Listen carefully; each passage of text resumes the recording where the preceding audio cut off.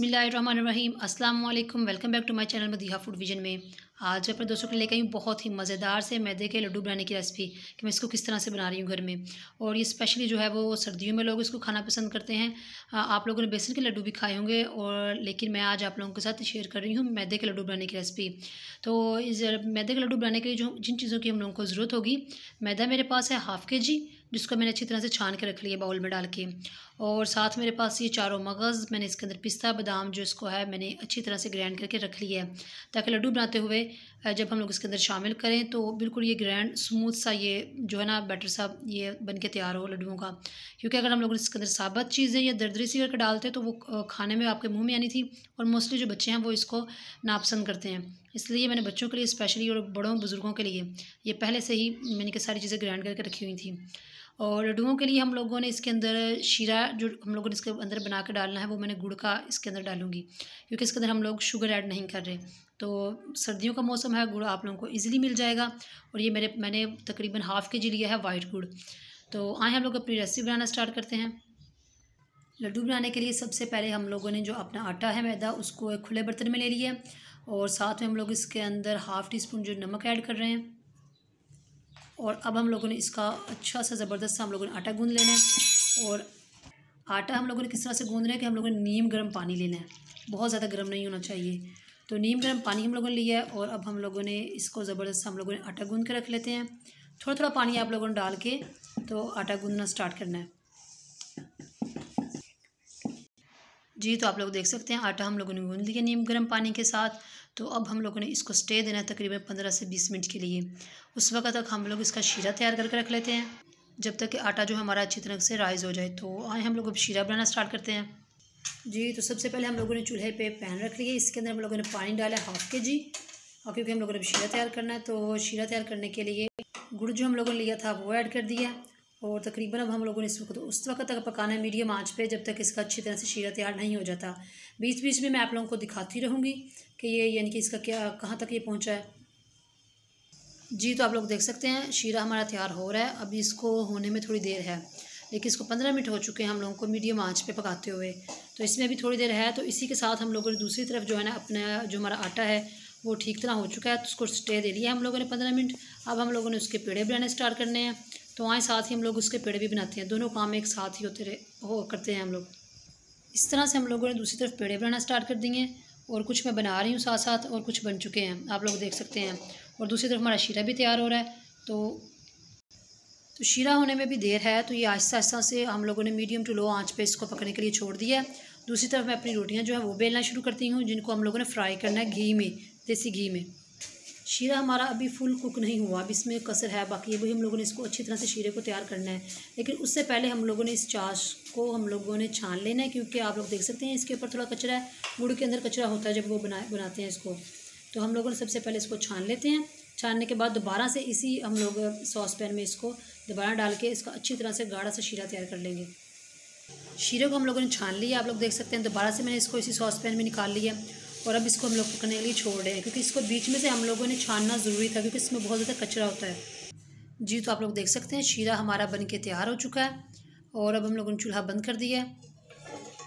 जब ये बिल्कुल इस तरह से हो जाएगा तो आप लोगों ने चूल्हा बंद कर देना है। तो ये माशाल्लाह बन के तैयार हो चुका है। और दूसरी तरफ साथ ही मैंने रोटियां बेल ली हैं, तो रोटियां भी मैंने बेल कर रख रही हैं। आप लोग देख सकते हैं मैंने छोटे साइज़ की भी रोटी बेली है और बड़े साइज़ की भी। ये आप लोगों पर डिपेंड करता है कि आप लोग इसको किस तरह से इजीली फ्राई कर सकते हैं।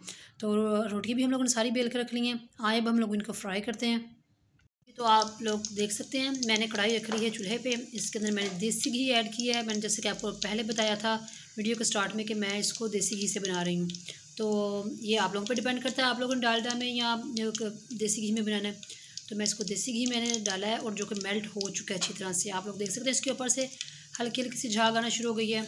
और अब मैं इसके अंदर इस तरह से पूरियाँ ऐड कर रही हूँ, और बहुत एहतियात से आप लोगों ने इसके अंदर डालनी है कि कहीं पूरियाँ जो है वो साइड से ये ऊपर साइड से ख़राब ना हो जाए। और ये फ्राई होना शुरू हो चुकी हैं, आप लोग देख सकते हैं। इसको हल्का सा हम लोगों ने ऊपर से नीचे की तरफ दबाना है, ये अच्छी तरह से फूल जाए, दोनों तरफ से अच्छी तरह से कुक हो जाए। जब ये अच्छी तरह से कुक हो जाएगी, इसमें तकरीबन 1 मिनट लगेगा, तो मैं फिर आप लोगों को दिखाती हूँ। पूरियाँ आप लोगों ने जो है मीडियम आंच पे ही फ्राई करनी है, ज़्यादा हाई फ्लेम नहीं करना, वरना इससे जो है पूरियाँ भी जल्दी जल जाएंगी और देसी घी ज़्यादा जलेगा, उसकी स्मेल आएगी ज़्यादा, उसका कलर भी चेंज होना शुरू हो जाएगा।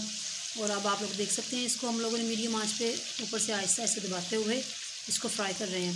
इसको तब तक फ्राई करना जब तक इसका अच्छा सा गोल्डन कलर नहीं आ जाता।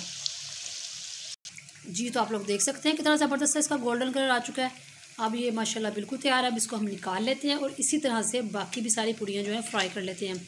सारी पूड़ियाँ फ्राई करने के बाद मैं आप लोगों को दिखाती हूँ इंशाल्लाह।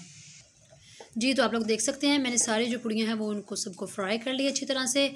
और अब मैंने इन लोगों को कूटना है। कूटना मैंने कैसे आप लोगों को बताती हूँ। इस तरह से मैंने कूंडी डंडा लिया है। मैंने सारी पूड़ियों को इसी तरह से कूंडी डंडे में मैंने अच्छी तरह से कूट लेना है। बिल्कुल इनका पाउडर फॉर्म में हम लोगों ने बना लेना है। तो आप लोग देख सकते हैं इस तरह से। जब ये अच्छी तरह से मैं इनको कूट लूँगी फिर मैं आप लोगों को दिखाती हूँ इनकी फाइनल लुक। जी तो आप लोग देख सकते हैं हमने सारी पूड़ियों को अच्छी तरह से कूट लिया है कूंडी डंडे में और मैंने इसको निकाल लिया खुले बर्तन में। और अब मैं इसके अंदर शीरा ऐड कर रही हूँ। तो शीरा ऐड करने से पहले मैंने इसको थोड़ी देर के लिए उसको फिर से दोबारा से गर्म किया क्योंकि वो बिल्कुल ठंडा हो चुका था। तो अब मैं शीरा इसके अंदर ऐड कर रही हूँ। अब हम लोगों ने शीरा इसके अंदर डाल रही हूँ मैं। और अब ये थोड़ा गर्म है। साथ में इसको मिक्स कर रही हूँ जो मैंने इसके अंदर शीरा ऐड किया और साथ में इसके अंदर जो मैंने गिरियाँ बादाम चारों मगज़ सारी चीज़ें जो हैं वो ग्राइंड करके रखी थी वो ऐड कर रही हूँ।